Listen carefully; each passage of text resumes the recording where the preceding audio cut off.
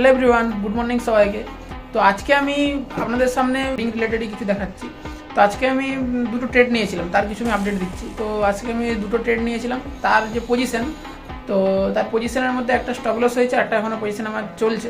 তো দেখা যাক লাস্ট পর্যন্ত কী হয়, তার আপডেট আমি সেটাও দেবো।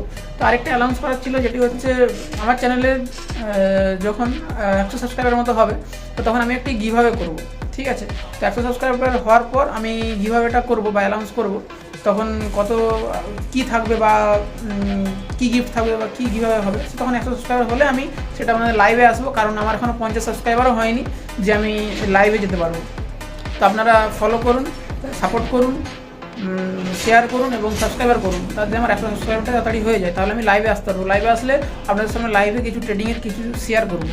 এবং চলুন দেখা যাক আমার পজিশনটা কী আছে এবং কত টাকা প্রফিট হয়েছে, কত টাকা লস হয়েছে, সেটা আমি আপনাদের সামনে দেখাচ্ছি। তো প্রথমে আমি এটাতে একটি পজিশন নিয়েছিলাম, দেখতেই পাচ্ছেন এখনও ট্রেড ডেটা চলছে, টার্গেটের পর্যন্ত এখনও আসেনি। তো এটাতে আমি ট্রেড নিয়েছিলাম, এইখান থেকে একটি অপশান আমি বাই করেছিলাম, সেটা আমি দেখিয়ে দিচ্ছি কোনখান থেকে কী বাই করেছিলাম। তো এইখানে আমি বাই করেছিলাম এই ক্যান্ডেলের রিটেস্টের সাথে এইখানটাতে, আর স্টপ লস ছিল এরকম জায়গাতে আমার এসএলটা ছিল। তো আমার এখানে এসএল হিট হয়ে যায়, ঠিক আছে। তো কোনো ব্যাপার না, এটা এসএল হিট হয়ে গেছে, তো কী আছে, এটা আমাদের চলছে এখন, অসুবিধা নেই।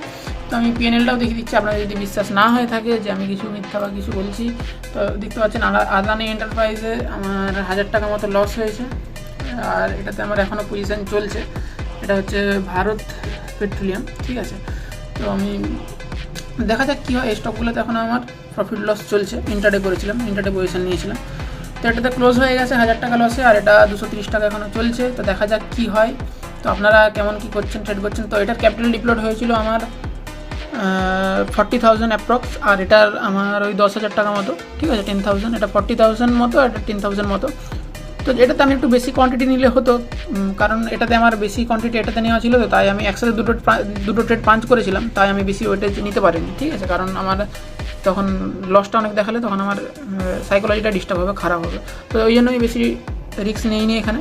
তো যেটা আমার যা ছিল 1000 টাকা রিস্ক, আমার কোনো অসুবিধা নেই এটাতে লস হলে। তো আজকে ট্রেড আমি আর করবো না, কালকে একদম মন্ডে থেকে নতুন করে স্টার্ট করব।